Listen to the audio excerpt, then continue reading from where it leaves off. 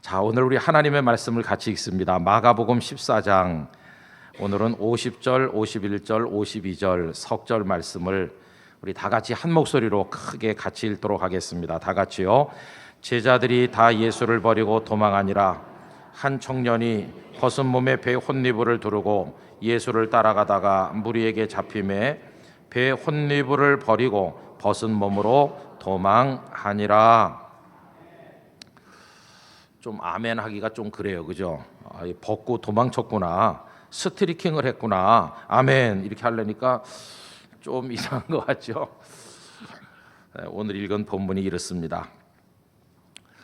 저는 이제 목사로 살면서 한 주간에 한 2편 아니면 한 3편 원고를 계속 쓰고 있어요. 우리 교회 주보에도 간단히 쓰고 여러 신문 같은데 이제 계속 연재도 하고 보내고 있는데, 이제 글을 다 써보시기 때문에 다 쓰는 방법이 있겠죠. 저는 이렇게 우선 핵심 단어를 몇 개 씁니다.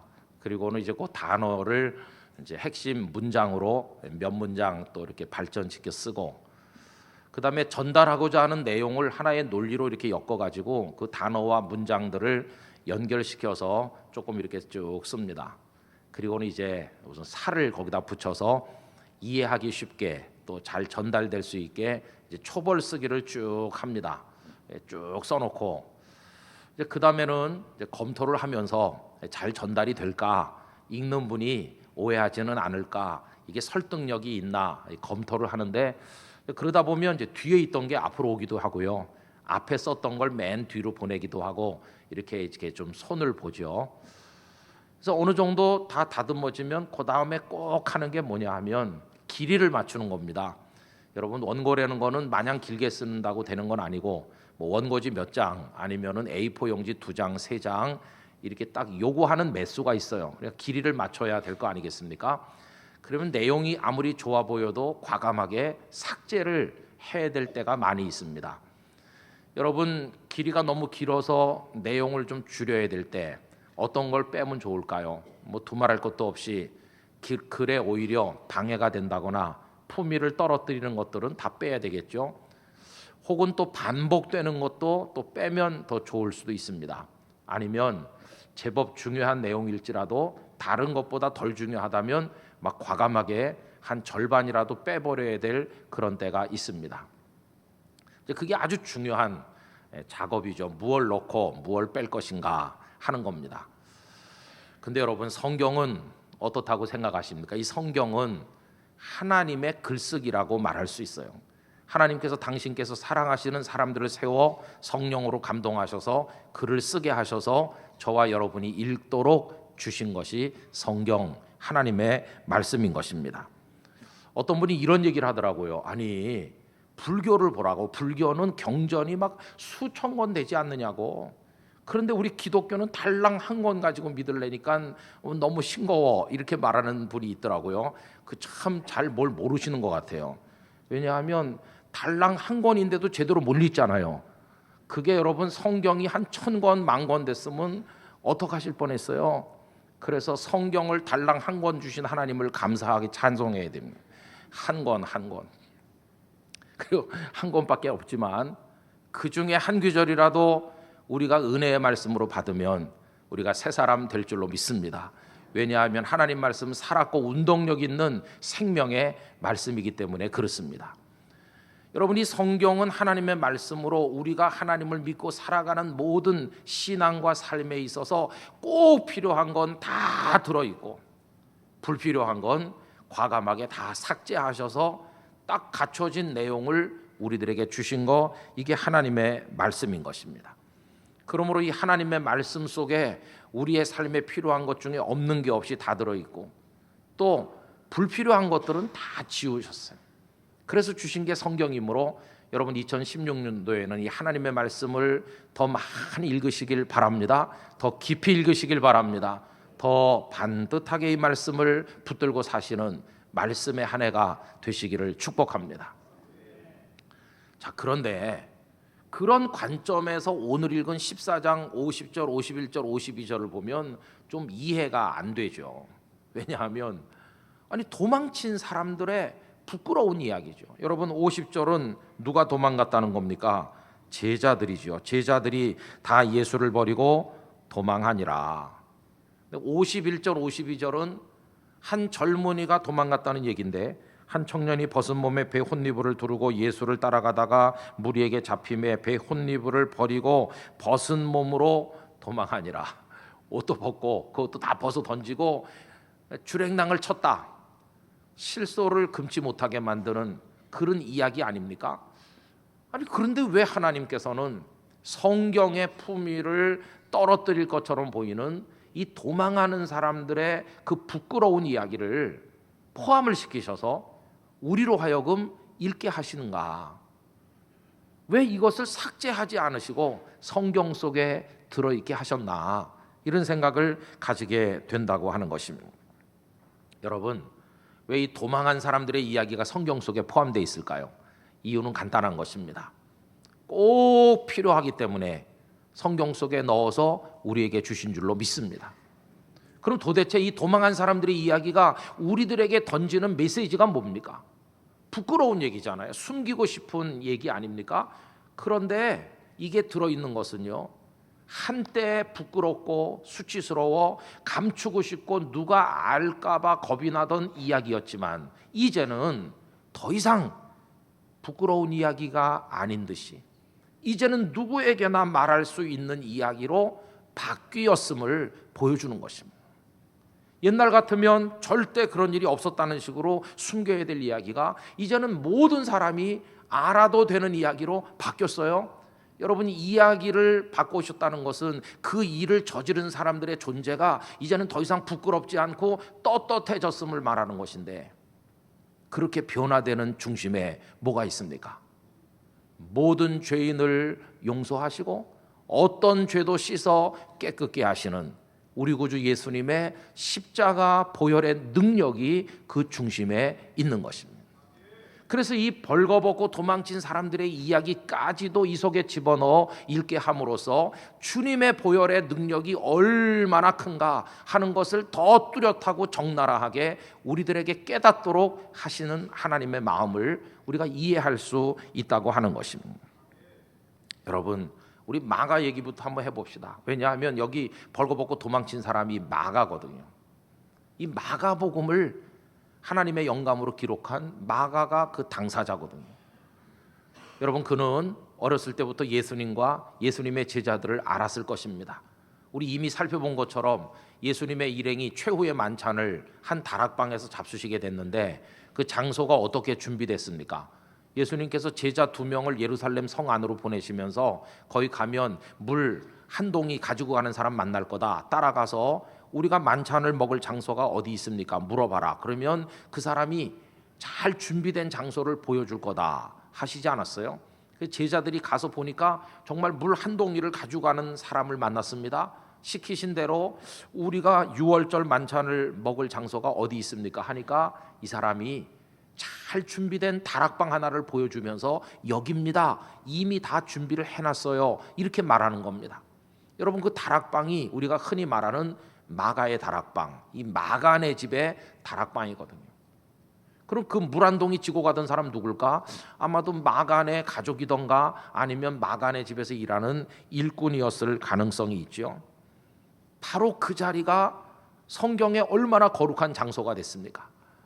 그 이후에도 예수님 승천하신 다음에 예루살렘 성도들이 모이는 장소였고 기도 장소, 예배 장소고, 여러분 거기 바로 하나님의 성령께서 오순절에 그 바람처럼 불같이 임하신 자리가 바로 거기 아닙니까? 모여서 기도할 때 그 모인 터가 진동했다는 자리가 바로 그 자리 아니겠어요? 보잘것없는 다락방 하나가 예수님께 바쳐졌을 때 막 성지가 됐어요. 성지. 여러분, 우리의 존재, 우리의 시간과 능력과 우리의 물질과 모든 것들이 하나님께 드려지면 하나님의 손에 붙들려 쓰여질 때 거룩한 것으로 바뀌게 될 줄로 믿습니다. 이 다락방이 그렇게 됐어요.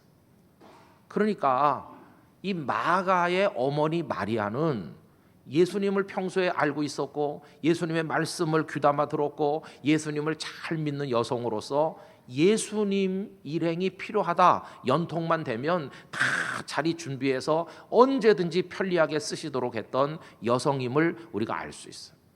그러니 마태는 예수님과 제자들이 다락방에 오르락내리락 하실 때 보지 않았겠어요? 어쩌면 자기와 나이 차이가 얼마 안 나는 제일 막내 제자인 요한과는 터놓고 형님 동생으로 지냈을지도 모르겠습니다. 형님은 어떻게 저 예수님의 제자가 됐소? 나도 어떻게 말 좀 해서 저 예수님 따라다닐 수 없을까? 그렇게 말했는지도 모르겠어요. 어쨌든 그날 6월절 저녁 거기서 만찬이 열렸어요. 본래 6월절 만찬은 저녁 때 시작해서 3시간 4시간 걸린다고 그러지 않았습니까? 근데 그날따라 만찬이 아주 길었습니다. 왜냐하면 예수님은 단순한 최후의 만찬을 6월절 만찬으로 잡수신 게 아니라 특별한 일을 하셨기 때문입니다. 요한복음 기록에 의하면 거기서 예수님은 한 사람 한 사람 제자들의 그 더러운 발을 다 씻어주지 않으셨어요. 시간이 많이 걸렸을 것 같아요.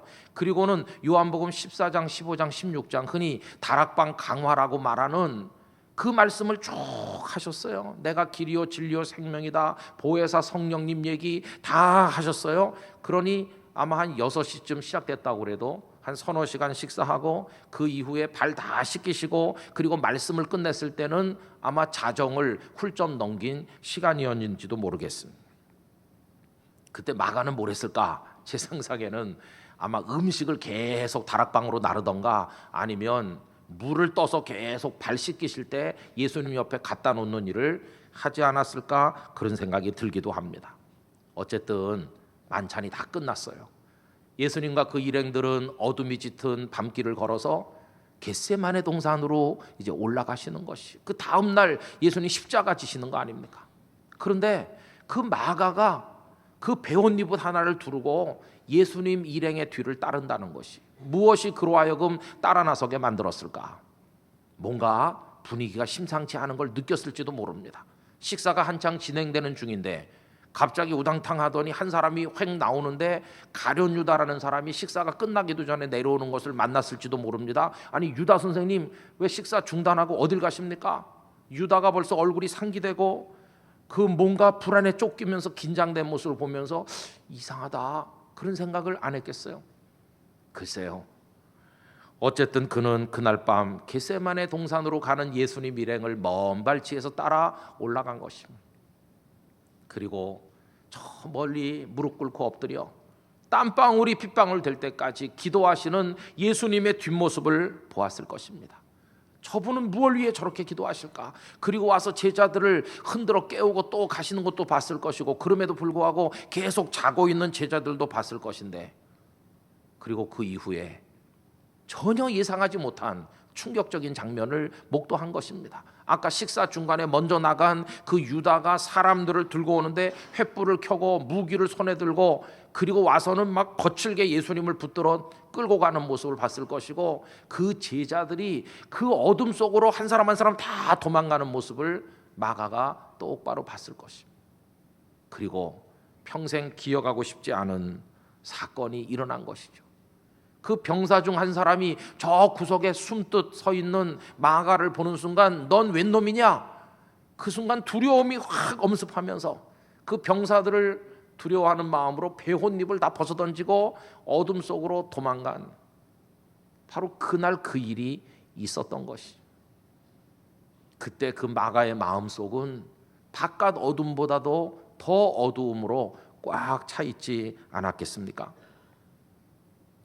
그런데 여러분, 그 이야기, 그 도망가는 제자들의 이야기, 벌거벗고 도망친 그의 이야기가 버젓이 하나님의 말씀이라고 하는 이 성경 속에 언급되어 있는 것입니다. 어떻게 이 사건이 알려졌을까? 여러분, 가룟 유다가 나가서요 폭로를 했을지도 몰라요. 유다는 이런 생각했을지도 모릅니다. 저 녀석들이 말이지 나보고 배신자라고 욕을 해? 너희들이 나보다 나은 게 뭐가 있냐? 너희들도 다 도망치지 않았냐? 특히 베드로 당신이나 나나 똑같지. 나만 배신자야? 당신들도 다 도망갔지? 그러면서 이 유다가 그 다음날 사람들을 만났을 때 그 제자 그 녀석들도 다 도망가더라고 이렇게 폭로했을 가능성도 물론 있을 것입니다. 그러나 제 생각에는 막 그렇지는 않았을 것 같아요. 왜냐하면 그럴 마음의 여유도 시간의 여유도 없었을 것입니다.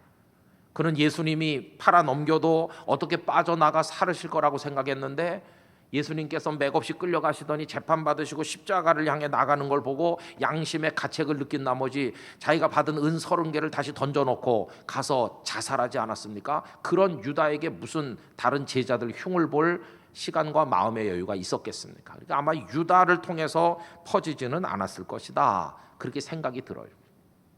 그거 어떻게 알려줬을까? 여러분, 그것은요 다른 사람의 폭로를 통해서가 아니라 그 부끄럽게도 도망친 그 당사자들의 고백을 통해서 알려졌을 것입니다. 저는 이런 생각을 해봅니다. 초대교회 성도들이 다 다락방에 가득하게 모였을 때 베드로가 일어나서 말했을 것입니다. 여러분, 우리 구주 예수님은 승천하셨습니다. 예수님같이 우리를 사랑하신 분은 없었습니다. 그 예수님은 부활하시지 않았습니까?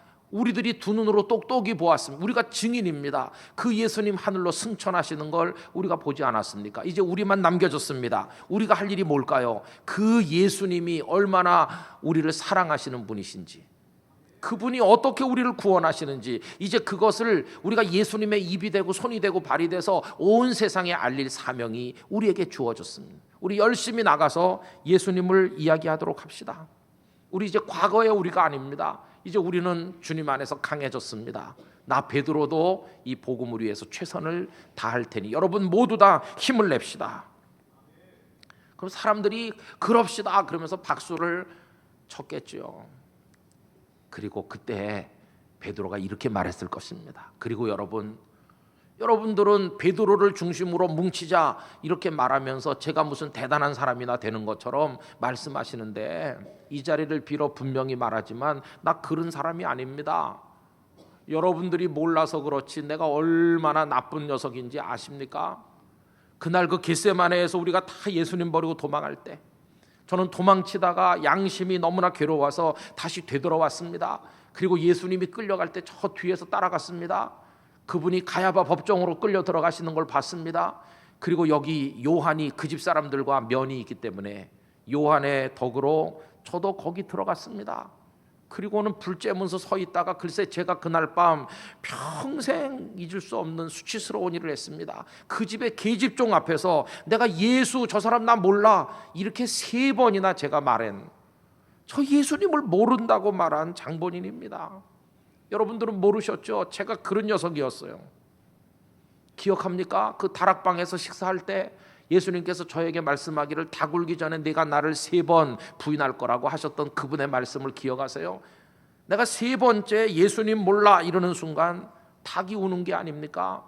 저는 그 말씀이 생각나서 나가서 대성통곡을 했습니다. 저 그렇게 나쁜 녀석이에요. 아마 베드로의 눈에 눈물이 흐르면서 자기의 수치스러웠던 부끄러운 얘기를 쫙 했을 것입니다. 그럼에도 불구하고 제가 이걸 은폐하고 저만 입 다물고 있으면 아무도 모르는 일이지만 제가 여러분들에게 얘기할 수 있는 것은 그 부끄럽던 이야기가 이제는 여러분들에게 다 해도 좋을 이야기로 바뀌었기 때문입니다. 부끄럽던 죄인이던 내가 이제는 여러분들에게 고백할 수 있는 용기가 생겼기 때문입니다. 제가 이렇게 바뀐 거, 제 부끄럽던 이야기가 여러분들에게 알려질 수 있게 된 거, 우리 예수님의 죄 씻어주시는 은혜 때문입니다. 주님의 보혈이 저를 다 용서하셨습니다. 저의 그 부끄러운 도망자의 이야기, 그리고 예수님 모른다고 말했던 죄까지 다 씻어주시고 이제는 제가 떳떳하게 여러분들에게 말할 수 있게 됐습니다. 주님은 우리의 죄를 씻으시는 능력자이십니다. 이게 복음의 능력입니다. 여러분, 우리 나가서 이 예수님의 이야기를 모든 세상 사람들에게 열심히 전합시다. 이렇게 말할 때 앉아있던 사람들이 맹숭맹숭했을까요? 아닙니다. 거기 있던 사도들 다 저저마다 손을 들고 나 야고보도 나 요한도 나도 우리 다 그랬었는데 주님의 보혈의 능력이 우리 죄를 씻어서 이제는 그 모든 걸 고백할 수 있고 이제는 용서받은 자유인으로 살게 됐으니 주님의 은혜가 위대하시다. 그러면서 그들이 찬송을 불렀을 것입니다. 여러분, 그 다락방 한쪽 구석에 같이 앉아서 이 베드로와 사도들이 고백하는 부끄러운 이야기를 전해 듣고 있던 나머지 성도들은 어떤 반응을 보였을까요? 충격을 받고 화가 나서 당신들이 겨우 그 정도밖에 안 되는 사람이었습니까? 우리가 당신들을 믿고 따른 게 후회가 됩니다. 막 이러면서 대들었을까요? 아닙니다. 큰 감동이 그들을 사로잡았을 것입니다. 아, 그래? 베드로가 그런 일을 했었어? 사도들이 그래서 예수님의 제자들이 다 버리고 도망갔던 전력이 있어? 아, 저들도 우리랑 똑같구나.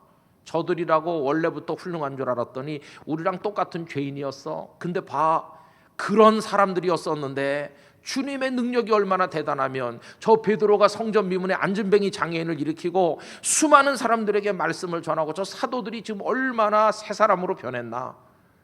그 부끄러운 과거가 있는 사람들을 새롭게 변화시킨 것이 주님의 능력이요 십자가의 보혈의 능력이라면 그 주님, 나도 씻겨주시고 나도 변화시켜 주실 줄 믿습니다. 주님, 베드로를 용서하신 그 은혜 저에게도 주시고 저 제자들을 이렇게 세우신 그 능력 저에게도 주셔서 저도 복음 안에 씻김받은 구원받은 하나님의 사람이 되게 하여 주시옵소서. 그러면서 거기 성도들이 다 은혜를 받았어. 뭐가 뚜렷하게 나타났습니까?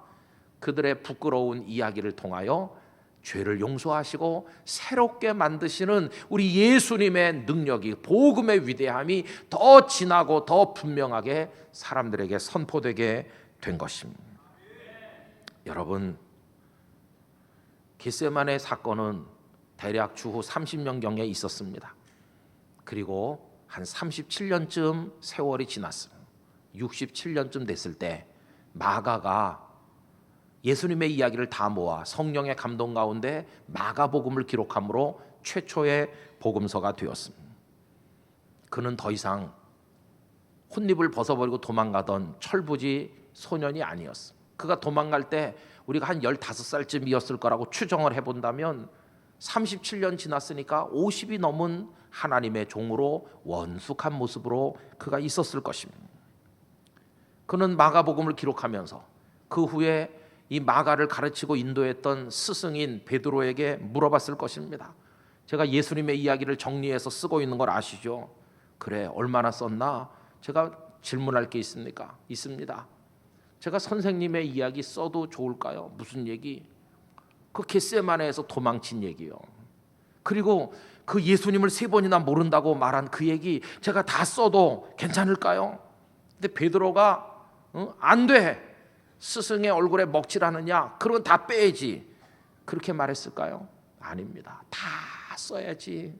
정확하게 써야지. 있는 그대로 써야지. 사람들이 나를 대단한 예수님의 제자라고 이렇게 우러러보지만 내가 얼마나 형편없는 죄인이었는가를 있는 그대로 정확히 써라. 그래, 사람들이 다 읽고 알게 해라. 사람들이 읽고 알게 될 때마다 그런 사람을 주님의 보혈이 죄를 씻고 새롭게 만들어 저 사도 베드로가 됐나 이렇게 보면서 은혜를 받게 하고 그들도 주님의 보혈로 씻음 받을 수 있다는 사실을 다 알 수 있도록 숨기지 말고 낱낱이 기록해라. 마가는 거기 그 얘기를 다 쓰게 된 것입니다. 그래서 베드로 다른 제자들 도망간 얘기를 다 적어 내려가고 그 베드로가 예수님을 3번이나 모른다고 말했다는 이야기를 적어 내려가면서 그 틈새에 사진 한 컷을 삽입하듯이 자기 이야기, 벌거벗은 한 젊은이가 배옷이불까지 벗어던지고 도망쳤던 그 부끄러운 이야기 한 컷을 거기다가 두어줄 기록하게 되었고 오늘 우리가 그의 이야기를, 그의 고백을 읽게 된 것이, 그걸 두어줄 적으면서 마가는 울었을 것입니다. 그런 부끄러운 일을 하고 도망친 자신의 죄 때문에 울고 그런 자신을 용서하시고 씻어 깨끗하게 하시고 이젠 복음의 사람이 되게 하신 그 주님의 은혜를 생각하면서 감격해서 울었을 것입니다. 성도 여러분, 이것이 복음의 능력입니다. 이것이 십자가 보혈의 능력입니다.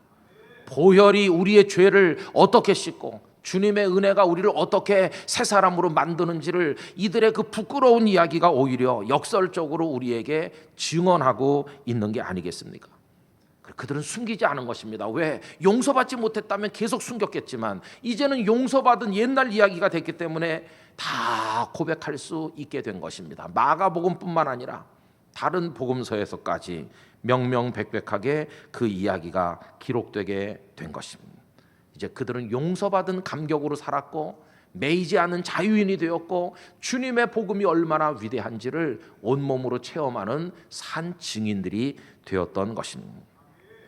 여러분, 이 마가도요 새 사람이 됐습니다. 그가 얼마나 성숙해 갔는지 우리가 디모데후서 4장 11절을 화면에서 다 같이 읽기를 원합니다. 누가만 나와 함께 있느니라 네가 올 때에 마가를 데리고 오라 그가 나의 일에 유익하니라. 마가 꼭 데리고 와. 마가는 정말 내게 소중한 사람이야. 바울 사도께서 이렇게 말하잖아요. 바울 사도께서 이 글을 쓸 때, 디모데후서를 쓸 때 그는 감옥에 있었고 그때가 대략 주후 64년 가을쯤으로 추정하고 있습니다.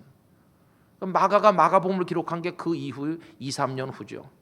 한 65년 됐을 때 바울 사도는 순교하신 것으로 알려져 있습니다. 그러니 마가가 그때 한 50세는 된 거 아니겠어요? 그때 바울이 마가 참 귀한 사람이지, 내게 꼭 필요한 사람이지, 꼭 마가를 데리고 와달라고. 더 이상 혼입을 벗고 도망치는 아이가 아니에요. 주님의 은혜 안에서 푹 익어 성숙한 복음의 사람이 되었습니다. 여러분, 중간에 그 사도행전을 참고해 보면 이 겟세마네 사건이 있고 나서 한 17년쯤 지나 주후 47년 그 바울이 바나바와 함께 제1차 전도 여행을 떠날 때 나도 좀 데려가 달라 이 따라 나선 사람이 마가 아닙니까? 그러나 그는 아직 여물지 못해서 그때 한 32살 됐을지도 모르겠는데요. 밤빌리아 버가라는 데까지만 따라가고 거기서 도중 하차했죠. 이 전도 여행 나는 더 이상 못 가. 연약했던 사람이 마가였어. 그것 때문에 나중에 바울과 바나바가 갈등을 빚기도 했었는데요. 그랬던 그가 세월이 더 흐르고 주님의 은혜 가운데 성숙해서 디모데 후서에서는 유익한 사람이라고 평가를 받게 됐어요.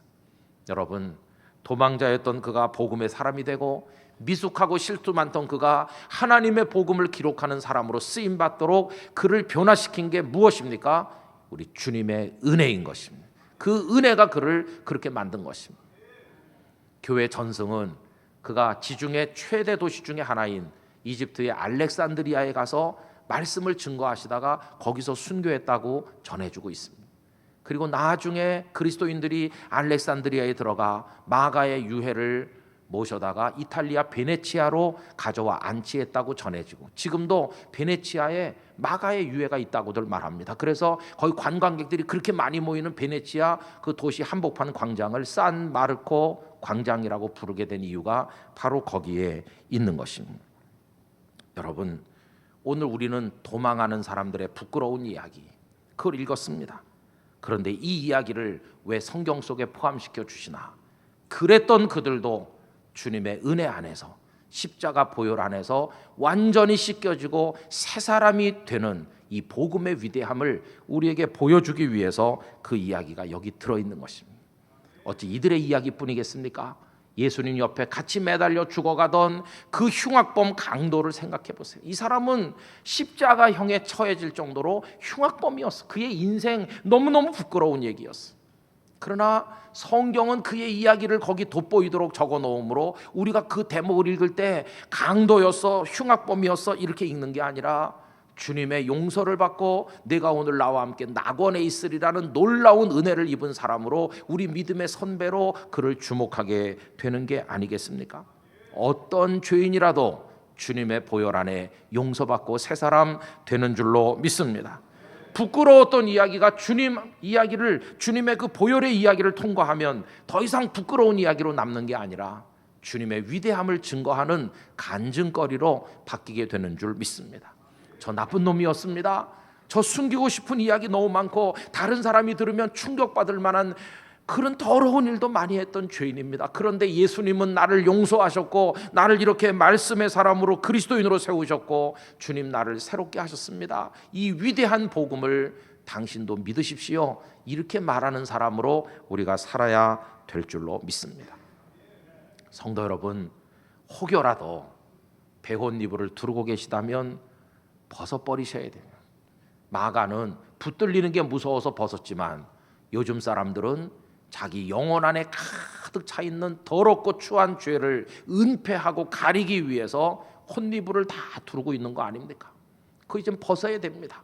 십자가 앞에 다 벗어던지고 벌거벗은 모습으로 그 앞에 서면 수치를 당하는 게 아니라 주님은 그 보혈로 우리의 죄를 깨끗이 씻어주시고 하늘나라 백성들의 유니폼인 거룩하고도 희고 빛나는 세마포를 우리들에게 입혀주실 것입니다. 우리가 그것으로 갈아입고 이제는 자유함을 누리면서 하나님의 사랑, 예수님의 은혜, 그 십자가 복음의 위대한 능력을 온 세상에 증거하는 또 한 사람의 마가로 살아가야 되지 않겠습니까? 여러분들에게 그런 은혜가 주님의 보혈을 통해 임하게 되기를 진심으로 기원합니다. 잠시 후에 우리는 보혈을 지나 이 찬양을 부를 텐데 그 찬양을 부르는 순간 여러분의 영혼이 십자가 보혈 속을 통과하시고 깨끗하게 되시고 새롭게 되시고 복음의 증거자로 이 시대 마가로 살아가게 되는 은혜가 임하시기를 예수님의 이름으로 축원합니다. 다 같이 기도하겠습니다. 아버지 하나님, 우리의 모든 온갖 죄 혼니불로 가리듯 위장하지 말게 하시고 십자가 보혈 앞에 다 쏟아놓고 내놓고 씻김 받아 이제 우리 거룩한 세마포를 입게 하여 주시옵소서. 우리 다 같이 한 목소리로 기도하겠습니다. 할렐루야. 거룩하신 나의 하나님 아버지, 추한 죄인들, 부정한 죄인들, 너무나 저지른 일이 추하여 감히 입에 담을 수도 없는 가증한 죄인들이었지만 아버지 하나님, 이제는 숨기는 이야기가 아니라 드러내놓고 말해도 좋을 이야기로, 이제는 씻김받아 자유인이 된 이야기로 바뀌게 되었습니다. 주님의 보혈의 능력을 압니다. 믿습니다. 우리를 새롭게 하실 것을 믿습니다. 제자들을 새롭게 하시고 마가를 새롭게 하시고 위대한 하나님의 사람으로 빚어 만드신 그 은혜를 저희들에게도 내려주시고 우리도 예수님의 복음 안에 새롭게 되어 영혼의 자유를 얻고 기뻐 뛰며 하나님을 찬송하며 살아가는 존귀한 하나님의 사람들이 다 될 수 있도록 은혜를 허락하여 주시옵소서. 한 사람 한 사람을 붙들어 주시옵소서.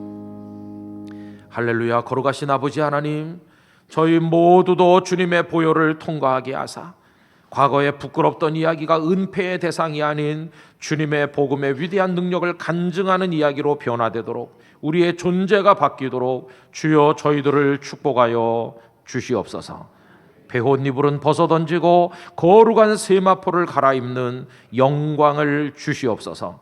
예수님의 이름으로 기도하옵나이다. 아멘.